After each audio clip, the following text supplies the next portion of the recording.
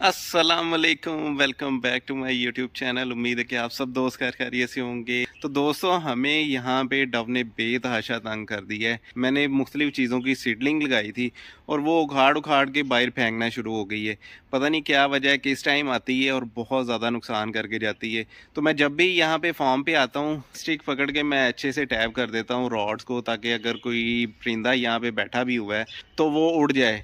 Mostly होता ये है कि अर्ली मॉर्निंग ही आते हैं और बहुत ज़्यादा नुकसान करके जाते हैं। यहाँ पे मैंने एरियोकार्पस की सीडलिंग लगाई हुई थी। ना सिर्फ एरियोकार्पस की, बहुत सारी और चीज़ों की सीडलिंग डिफरेंट जगह पे लगी हुई है।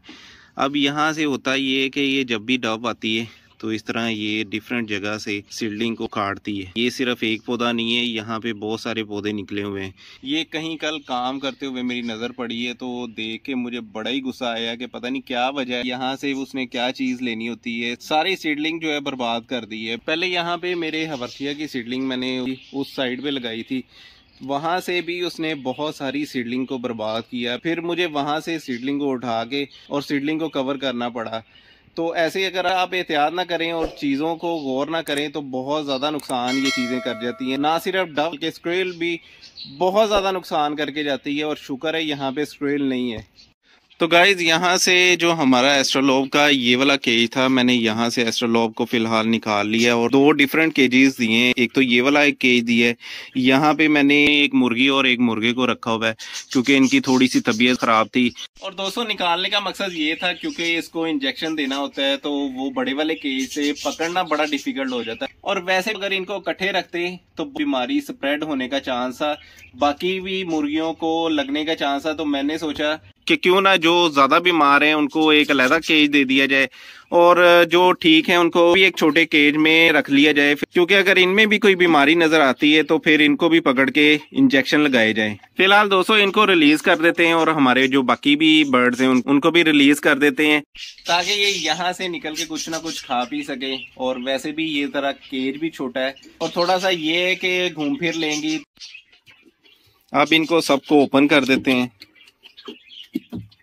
यहाँ पे हमारा स्नोबॉल, इसको भी रिलीज कर देते हैं। कैसे फूल के खड़ा है ये, जैसे पफर फिश होती है।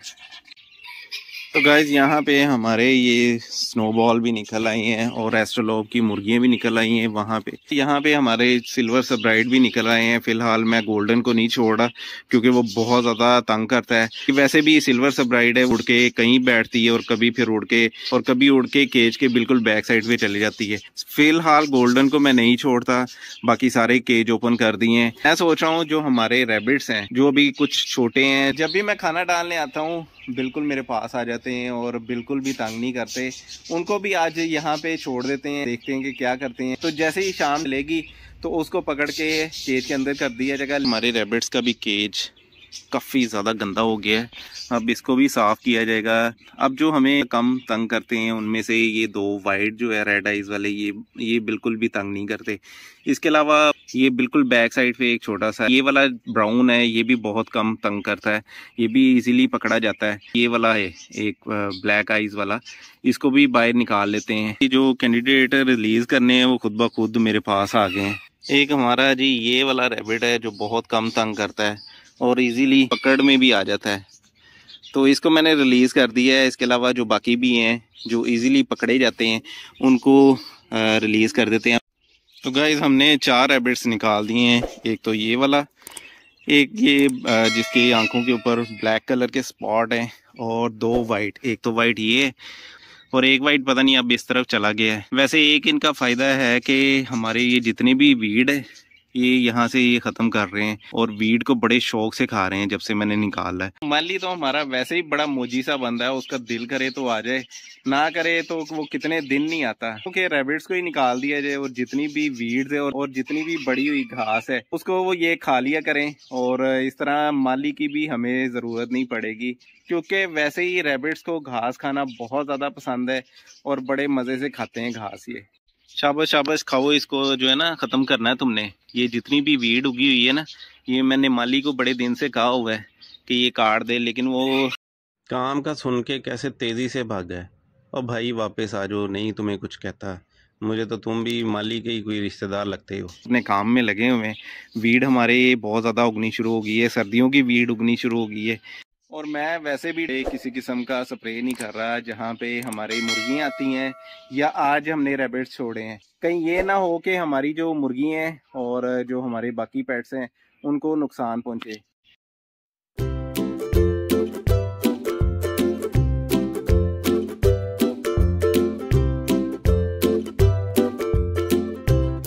हमारे रैबिट्स जो है वो मज़े से खेल रहे हैं बाहर।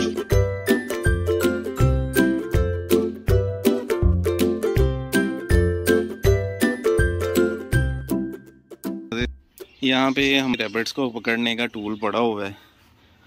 इससे बड़ा इजीली रैबिट सारे इकट्ठे हो जाएंगे जब इनको पकड़ना होगा और केज के अंदर डालना होगा।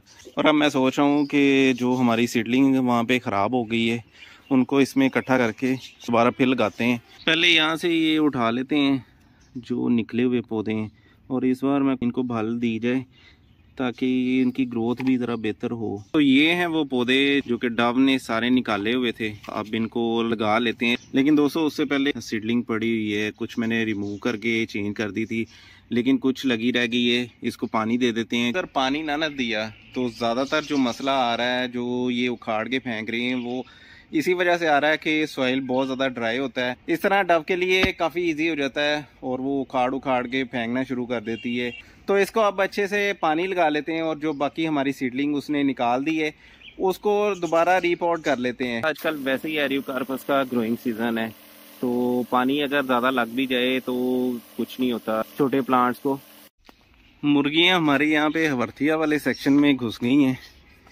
इनको निकालना पड़ना है क्योंकि यहाँ पे वैसे भी बड़े नाजुक के पौधे पड़े हुए हैं और सीडलिंग भी यहाँ पे पड़ी है। ये ना हो के ख़राब कर दें। वैसे ये यहाँ से होते हुए गुजरी है और डर ही लगा रहता है कि भाई कोई चीज़ ना ख़राब कर दें। वर्थिया तो वैसे ही बड़े नाजुक से पौधे होते हैं तो बड़ा डर लगता है। ये जब भी यहाँ पे आती हैं तो उनके ऊपर से चढ़ के गुजरती हैं। तो गाइस अब इनको पकड़ लेते हैं क्योंकि टाइम काफ़ी ज़्यादा हो गया है और थोड़ी देर बाद ये अंधेरा हो जाना है तो ये ना हो फिर ये पकड़ने मुश्किल हो जाए। तो रैबिट्स तो हमने सारे अंदर डाल दिए हैं और इनको खाना भी डाल दिया है। कल मैं लेने गया था पिजन्स का पेयर क्योंकि हमारे कुछ केजेस जो थे वो खाली थे। तो गाइज हमें पिजन्स या कोई और अच्छी चीज़ तो नहीं मिली लेकिन ये एक चीज़ मैं मार्केट से बनवा लाया हूँ। असल में ये एक कह लें कि ये मुर्गियों के लिए मैंने बेड बनवाया है। हमारे यहाँ पे जो जाली लगी हुई है इसके मैंने सोचा था कि इसके अंदर डाल दूंगा और जो मुर्गियों को रात को ठंडक चढ़ती है नीचे से उसे भी बचे रहेंगे। दूसरा ये कि इसमें लकड़ी का बुरादा डाल देंगे, ये उनके लिए बड़ा बेहतरीन बेड बन जाएगा। इसमें वो इजीली बैठ भी जाया करेंगी और इसका साइज़ है 2.5 बाई 4 और ये बड़ा परफेक्ट साइज है इस केज के लिए। अभी मैंने इसको अंदर नहीं किया क्योंकि इसके ऊपर मैंने स्प्रे करना है। हमारे यहाँ पे टर्माइट बहुत ज्यादा है तो अगर इसको ऐसे ही रख दिया तो कुछ ही देर में ये सारा टर्माइट खा जाएगी। पहले इसको स्प्रे कर लेते हैं फिर इसके अंदर बुरादा डाल के तो फिर अंदर रखा जाएगा।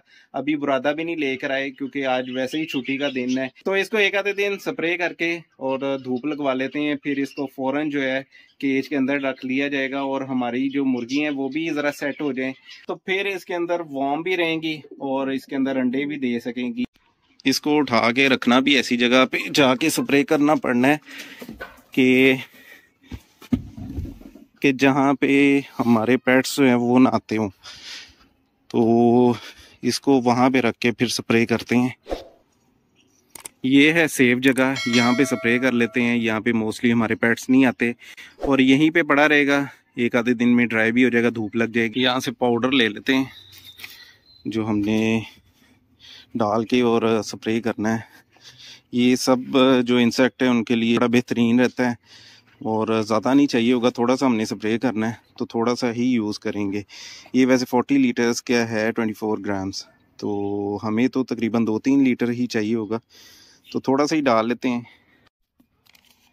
अंदाज़न ही डालूँगा क्योंकि वेट करके तो डालना नहीं है तो मेरे ख्याल में इतना इनफ होगा। वैसे ये सबसे नकम्मी तरीन लकड़ी होती है जो ये केजेस जिसके बनते हैं, इसकी लाइफ इतनी ज़्यादा नहीं होती। स्प्रे करने का मकसद यही है कि शायद ये कोई 2-4 महीने ज़्यादा निकल जाए क्योंकि इसको दीमक बहुत ज़्यादा लगती है। दोस्तों स्प्रे मैंने बड़े अच्छे से कर दी है इसकी बहुत साइड्स। अब ये एक पूरा दिन ड्राई होगा और धूप लगेगी तो फिर इसके अंदर लकड़ी का बुरादा डाल के तो केज के अंदर रख दिया जाएगा। यहाँ पे मैंने एक भुट्टा छीला था, वो मैं अपने रैबिट्स को डाल दूँ क्योंकि वो यहीं पे पड़ा रह जाना है तो वो खा भी लेंगी तो ये ज़ाया ना हो जाए। इसके पत्ते और बीज बहुत शौक से खाते हैं तो इनको डाल देते हैं। तो गाइज मैं सोच रहा हूँ कि इनका भी केज साफ कर लिया जाए। वैसे भी हमारे जो माली भाई साहब है वो भी कहीं से टपक पड़े हैं, वो थोड़ा सा हेल्प आउट करा देंगे। तो गाइज हमने रैबिट्स का भी केज अच्छे से साफ कर लिया है। शुरू में बहुत ज़्यादा गंद था, बहुत ज़्यादा टहनियाँ पड़ी हुई थी और यहाँ पे शुरू में रैबिट्स की भी बहुत ज़्यादा ड्रॉपिंग सी, वो सारी यहाँ से उठा ली हैं। केज जो है वो काफ़ी हद तक साफ हो गया है। तो गाइज अब काफ़ी देर से वेट कर रहे हैं कि देखें कब जो है रैबिट्स अपने बच्चे देते हैं और क्यूट से बच्चे बाहर निकलेंगे तो फिर वो क्या ही खूबसूरत लगेंगे। लेकिन फिलहाल अभी तो वेट ही किया जा रहा है, देखें कब रैबिट्स जो है बच्चे देते हैं। जो टेम्परेचर की फ्लक्चुएशन हुई है, बहुत शदीद किस्म का एकदम ठंड आ गई थी तो उससे सिर्फ हमारी मुर्गियां ही नहीं बीमार हुई बल्कि उसका असर पौधों पे भी हुआ है। अब ये मेरा यूफोर्बिया ओबेसा प्लांट है, तकरीबन 3 साल पुराना है। 3-4 दिन से मैं चेक कर रहा था कि ये टिल्ट होता जा रहा है तो आज मैंने आके देखा है तो ये डेड हो चुका है। मैं इसको चेक कर रहा था, जैसे ही मैंने इसको हिला के देखा है तो इस तरह इसकी सारी ये नीचे वाली बेस रॉट कर चुकी थी और अंदर से ये होल हो चुका है। अब ये 3-4 साल पुराना पौधा है, ये क्या खूबसूरत बना हुआ था। बड़े एहतियात से मैं इसको ग्रो कर रहा था लेकिन ये यूफोर्बिया ओबेसा थोड़े सेंसिटिव प्लांट होते हैं, ज़रा 19-20 हो जाए तो वो बचते नहीं है। अब ये चीज़ भी ऐसी है कि इसको बचाया नहीं जा सकता किसी तरह भी। मोस्टली जो वो दूसरे प्लांट्स होते हैं उनके लीफ लग जाते हैं या फिर उनको काट के दोबारा रूट करवा लिया जाता है। लेकिन दोस्तों कुछ प्लांट्स ऐसे होते हैं जिनको बचाना बड़ा ही डिफिकल्ट हो जाता है अगर वो रॉट करना शुरू कर दें। उनमें से ओबेसा भी ऐसा प्लांट है जो बहुत मुश्किल है बचाना। ज़रा सा भी रॉट करना शुरू कर जाए तो ये नहीं बचता। खैर it's a part of game, ये चीज़ें साथ साथ हैं, लाइफ स्टॉक में ऐसा होता ही है। अगर आपके पास कोई चीज़ बन रही होती है तो डेड भी काफ़ी होती हैं। बहरहाल दोस्तों इस वीडियो को करते हैं यहीं पे ख़त्म। उम्मीद है कि ये वीडियो आपको अच्छी लगी होगी। वीडियो अच्छी लगे तो लाइक ज़रूर कीजिएगा। मेरे चैनल एक्सोटिक प्लांट्स एंड पेट को सब्सक्राइब भी कीजिएगा। अपने और अपने इर्द गिर्द लोगों का ख्याल रखिएगा। अल्लाह हाफिज़।